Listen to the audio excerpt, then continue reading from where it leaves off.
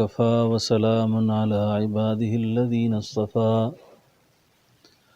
أما بعد فأعوذ بالله من الشيطان الرجيم بسم الله الرحمن الرحيم فاذكروني أذكركم آمنت بالله صدق الله مولانا العظيم اللهم صل على روح محمد في الأرواح اللهم صل على جسد محمد في الأجساد اللهم صل على قبر محمد في القبور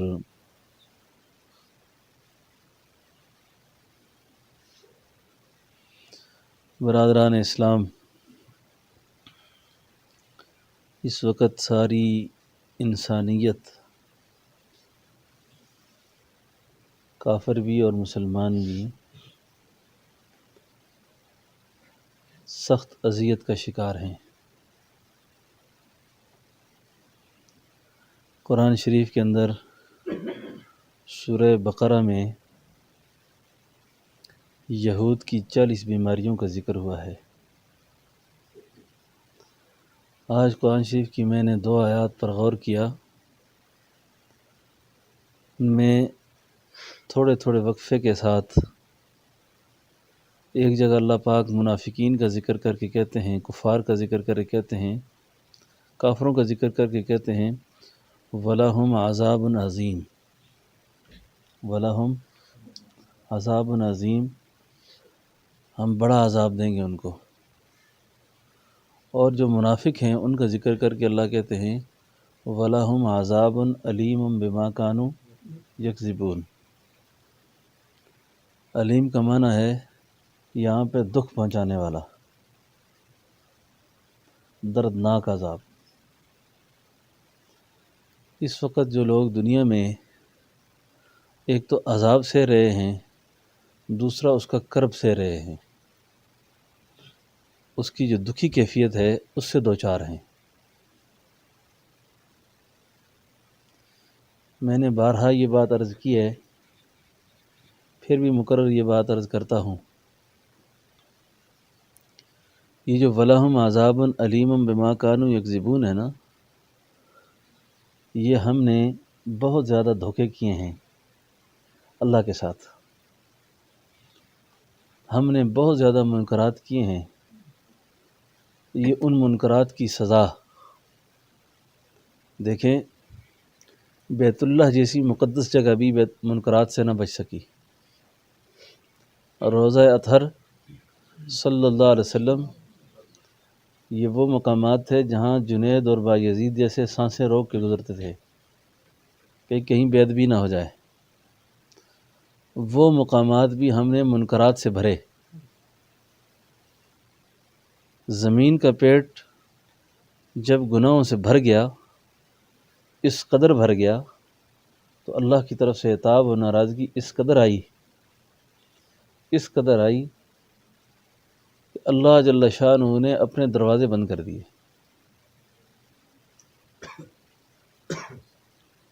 اللہ نے اپنے دروازے بند کر دیے۔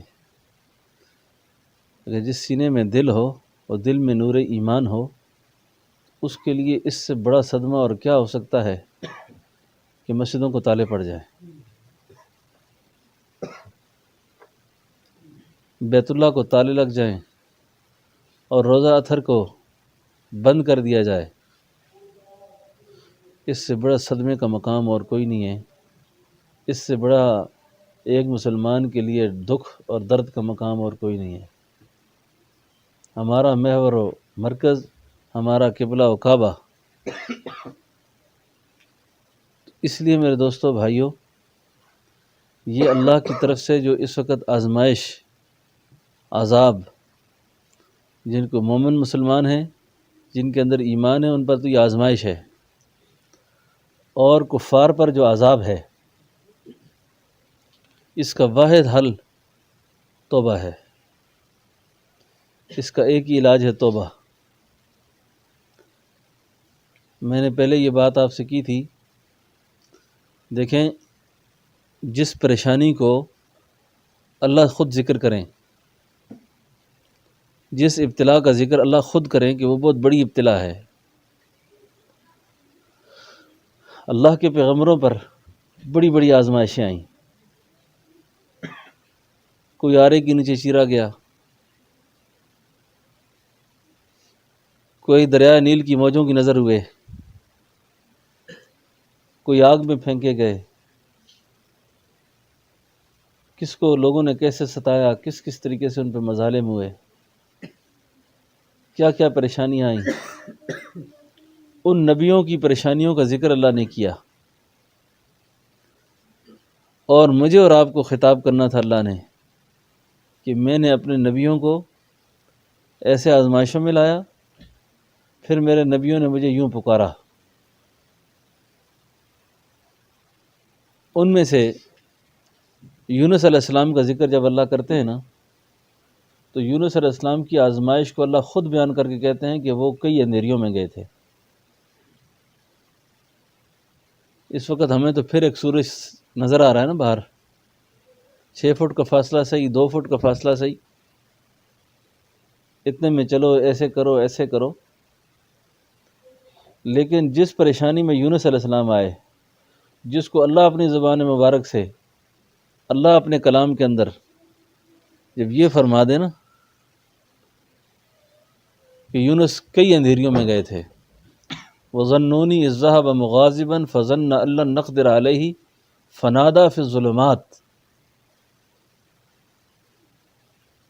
ظلمات جو ہے نا، کئی اندھیریوں کو کہتے ہیں، جھلی کا اندھیرا، پیٹ کا اندھیرا، پانی کا اندھیرا، یہ ساری تاریکیاں جو تھی نا، یہ سارے وحشتناک مناظر ہیں یہ ظلمات کے اندر۔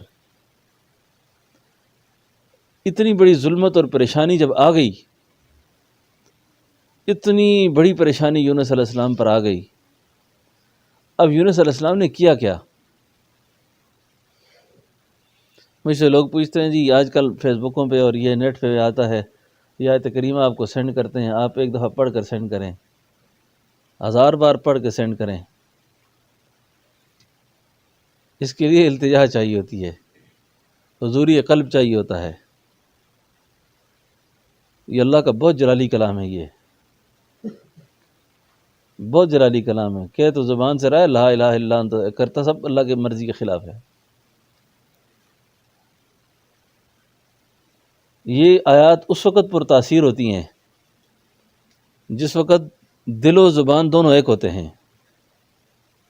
اب کہہ تو دیا لا الہ الا انت سبحانک انی کنت من الظالمین، لیکن بدنگاہی نہیں چھوڑی۔ لا الہ کا مطلب ہے بدنظری چھوڑ دو، لا الہ کا مطلب ہے خیانت چھوڑ دو، جھوٹ چھوڑ دو، چغلی چھوڑو، ظلم چھوڑو، زیادتیاں چھوڑو، تکبر سے، انانیت سے برات کا اعلان کر دو۔ یہ ہے لا الہ الا اللہ، اللہ کوئی نہیں، اللہ تو ہی ہے۔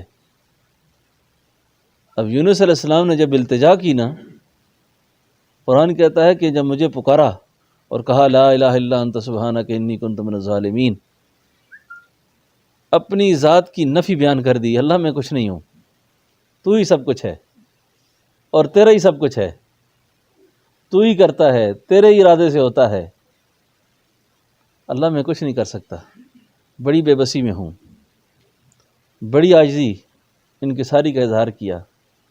اب جس وقت یونس علیہ السلام کو اللہ نے آزادی دے دی، تو دینے کے بعد اس دلیل کو اللہ نے قرآن میں بیان کیا، اور قیامت تک آنے والے مسلمانوں کے لیے ایک تسبیح کا ذکر کر دیا کہ دیکھو میرا پیغمبر یونس ایک ایسی پریشانی میں گیا تھا، اور میرے پیغمبر نے یوں مجھے پکارا تھا، اور اس پکار اور ندا پر میں نے اپنے پیغمبر کو نجات دی تھی۔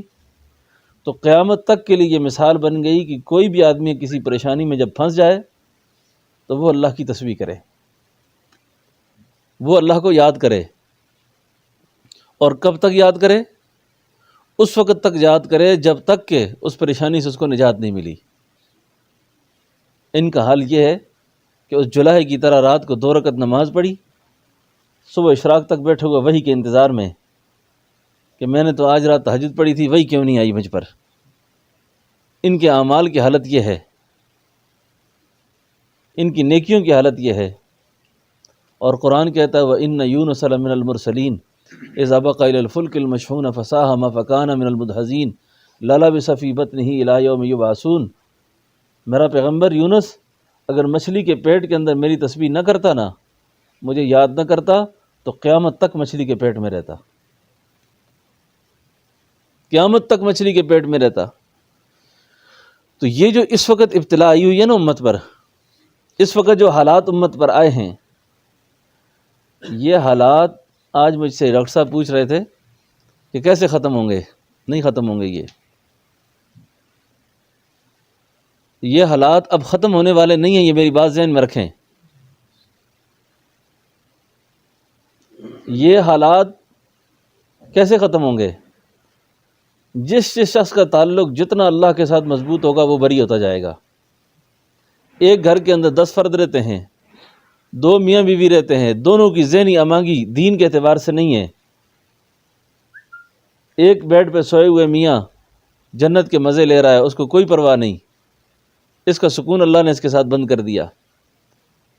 اور ایک خاتون جو لبرل خیالات کی ہے، اس کا کوئی اللہ رسول پر اعتماد نہیں ہے، وہ اسی رات میں پریشانیوں میں رہے گی، تنگ رہے گی، اور اس کا بے اطمینانی کبھی قیامت تک ختم نہیں ہوگی۔ اب ہر شخص کا سکون اس کے ساتھ ہے، جس کا جتنا اللہ سے تعلق ہوگا وہ اتنا خوش رہے گا، اور جو جتنا اللہ سے دور ہوگا اتنا پریشان ہوگا وہ۔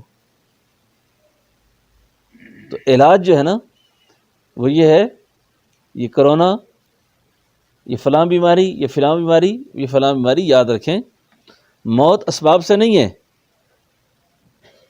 موت بغیر سبب کے بھی آتی ہے۔ اللہ نے موت کو سبب سے نہیں جوڑا کہ یہ سبب ہوگا تو موت آئے گی۔